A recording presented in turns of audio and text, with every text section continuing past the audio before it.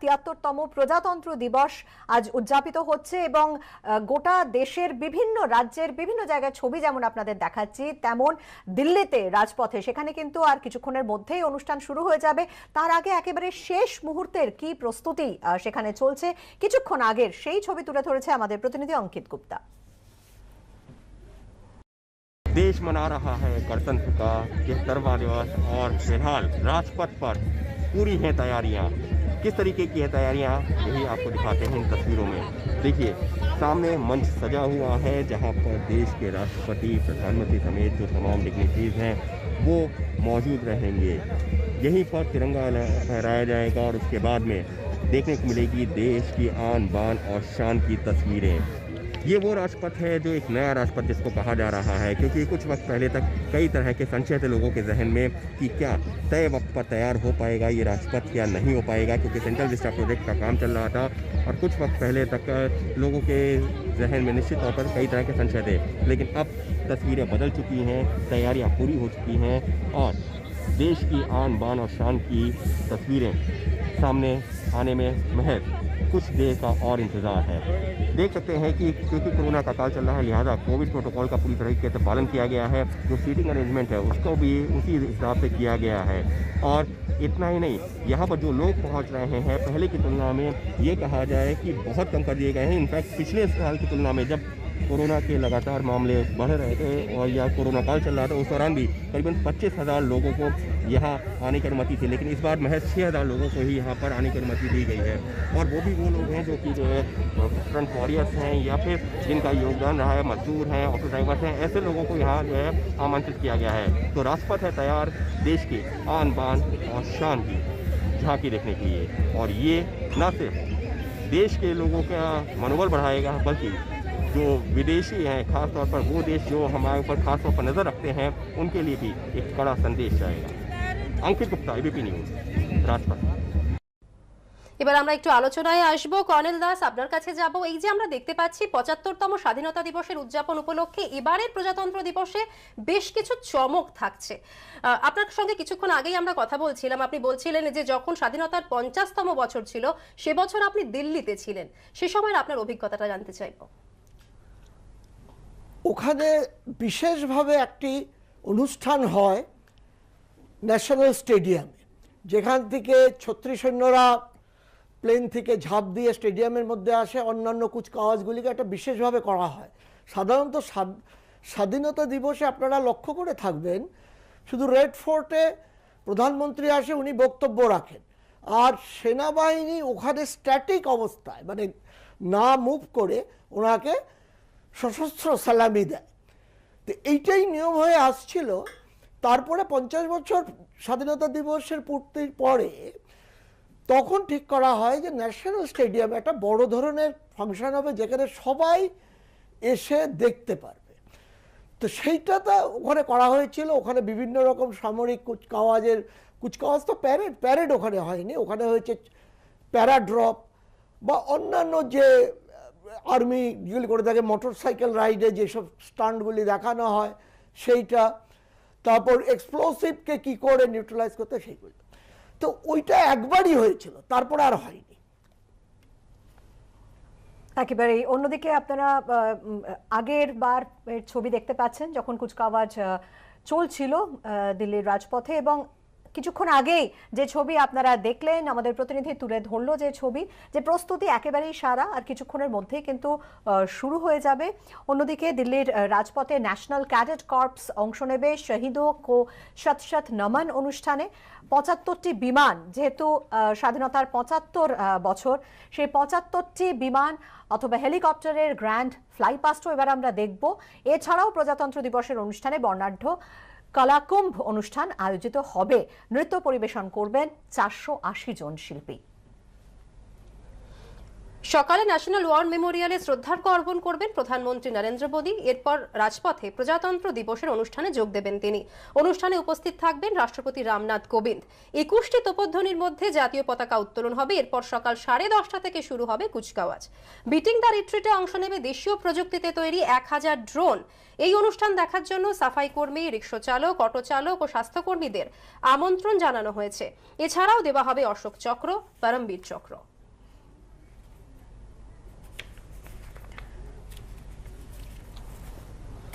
বিভিন্ন জায়গার ছবি আপনারা দেখতে পাচ্ছেন।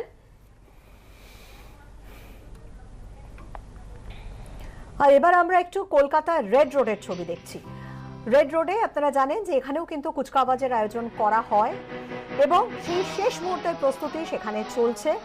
মুখ্যমন্ত্রী আসবেন, রাজ্যপাল আসবেন এবং কিছুক্ষণ আগেই কর্নেল দাসের সঙ্গে যেটা নিয়ে আমাদের কথা হচ্ছিল যে গোটা দেশের মধ্যে নয়াদিল্লি অর্থাৎ আমাদের দেশের রাজধানী, সেই রাজধানী ছাড়া কিন্তু একমাত্র কলকাতাতে কুচকাওয়াজ হয়, এই রিপাবলিক ডের কুচকাওয়াজ। কারণ আমরা জানি যে ব্রিটিশরা প্রথম কিন্তু, যেহেতু সেই সময় কলকাতা ছিল তাদের রাজধানী, ব্রিটিশরা কিন্তু এখানে কুচকাওয়াজ করতেন তাদের স্বাধীনতা দিবস, তাদের প্রজাতন্ত্র দিবসে। না, আর্মির কুচকাওয়াজ হয়, বাকি তো প্রত্যেক বছরই করে ওরা, পুলিশের।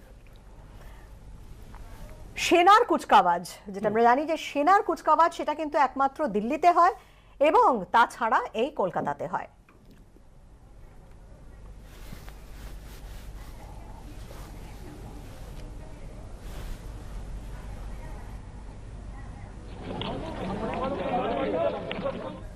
রেড রোডের ছবি আপনারা দেখতে পাচ্ছেন এবং সেখানে কিন্তু বাড়তি নিরাপত্তার ব্যবস্থা রয়েছে কলকাতা পুলিশের তরফে। এখানে মুখ্যমন্ত্রী মমতা বন্দ্যোপাধ্যায় আসবেন।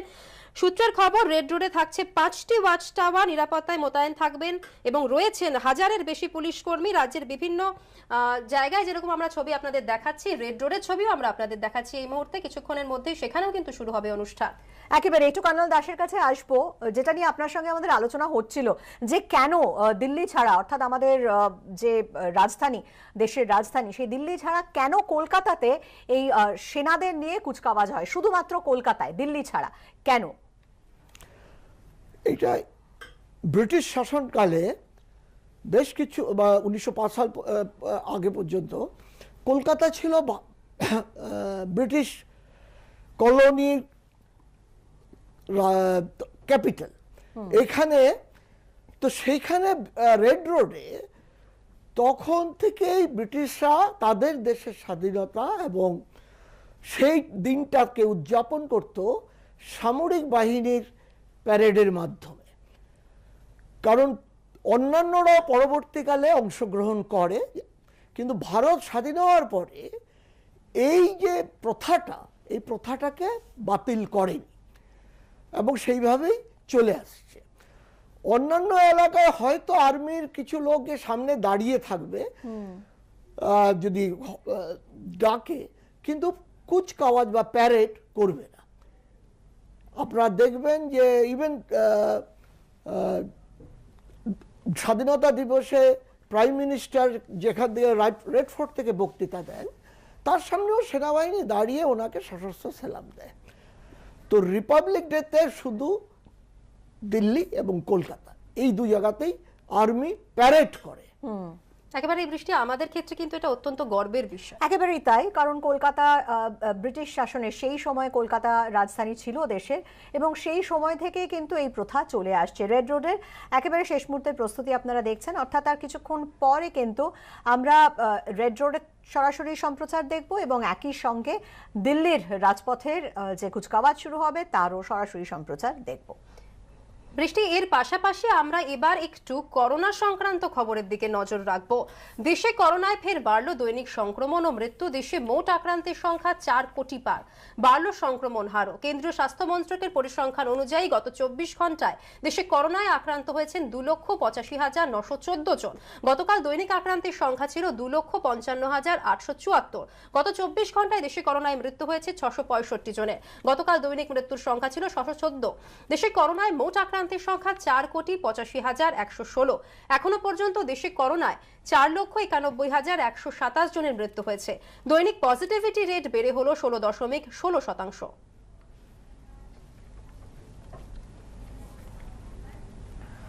পরের খবরে আমরা নজর রাখছি, অধ্যক্ষ ভবিষ্যতে রাজ্যপালকে ব্ল্যাকআউট করলে তাকে আইনের মুখোমুখি হতে হবে। বিধানসভা চত্বরে দাঁড়িয়ে এভাবেই অধ্যক্ষকে আক্রমণ করলেন রাজ্যপাল। পাল্টা স্পিকারের বক্তব্য, আম্বেদকরের স্মৃতিতে শ্রদ্ধা জ্ঞাপন করে বিধানসভার সমালোচনা করেছেন রাজ্যপাল। এটা অত্যন্ত অসৌজন্যমূলক আচরণ। The speaker shall not henceforth black out address of the governor. If he does it, he will face music of law. He uses language in writing to Raj Bhavan which is shameful to the office. He goes all over, talks totally factually wrong things. আমি অবাক হয়ে গেলাম যে এখানে এসে তিনি B.R.. আম্বেদকরের স্মৃতিতে শ্রদ্ধা জ্ঞাপন করেছেন, সেই সঙ্গে সঙ্গে বিধানসভা সংক্রান্ত অনেক সমালোচনামূলক কথাবার্তা এখানে বলে গেছেন। এটা অত্যন্ত অসৌজন্যমূলক আচরণ বলেই আমি মনে করি। উপলক্ষ ছিল আম্বেদকরের মূর্তিতে মাল্যদানের অনুষ্ঠান। মুহূর্তের মধ্যে তা পরিণত হলো রাজ্য সরকারের সঙ্গে রাজ্যপালের সংঘাতে। বিধানসভা চত্বরে দাঁড়িয়ে বেনজির সংঘাতে জড়ালেন রাজ্যপাল ও স্পিকারও। শুরুতে একে অপরের সঙ্গে নমস্কার বিনিময় করলেন, পাশাপাশি হাঁটতে হাঁটতে বি.আর. আম্বেদকরের মূর্তির দিকে এগিয়ে গেলেন। সঙ্গে শুভেন্দু অধিকারী। মাল্যদান হয়ে গেল।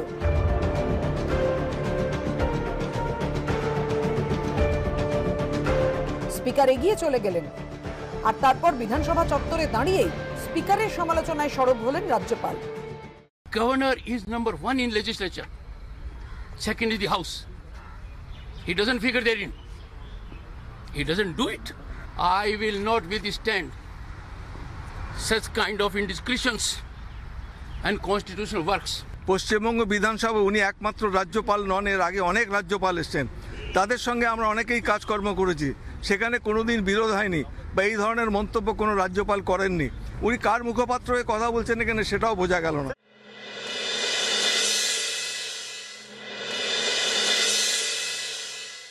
No file is pending with the governor, either with respect to a bill or with respect to any government recommendation.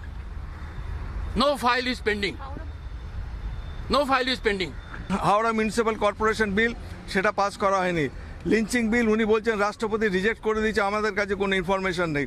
অন্যান্য বিল সম্বন্ধে আমাদের কাছে কোনো ইনফরমেশন আসেনি।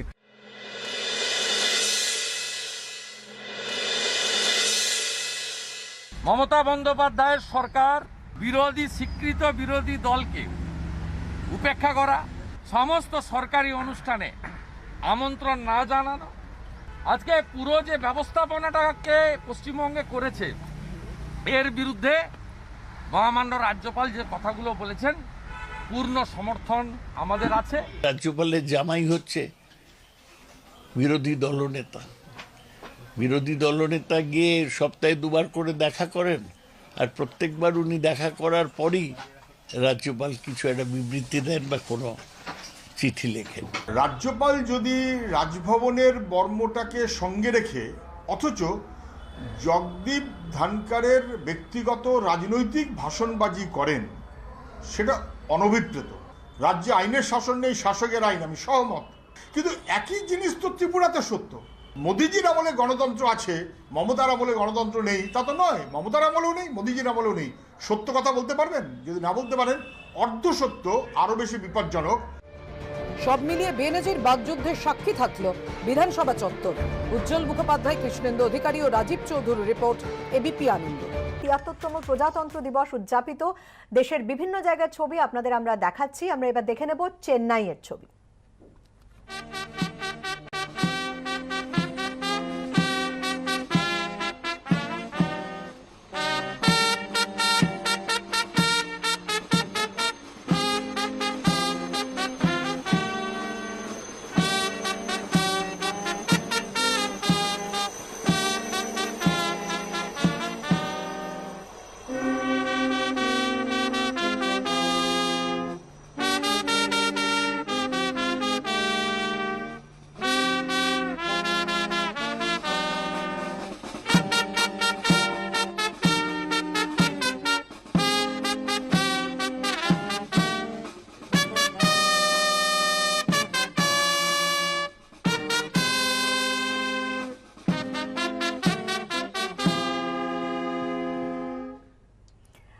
চেন্নাইয়ের ছবি যেমন আপনারা দেখলেন, অন্যদিকে ওয়াঘা আতারি সীমান্তের ছবি আপনারা দেখতে পাচ্ছেন।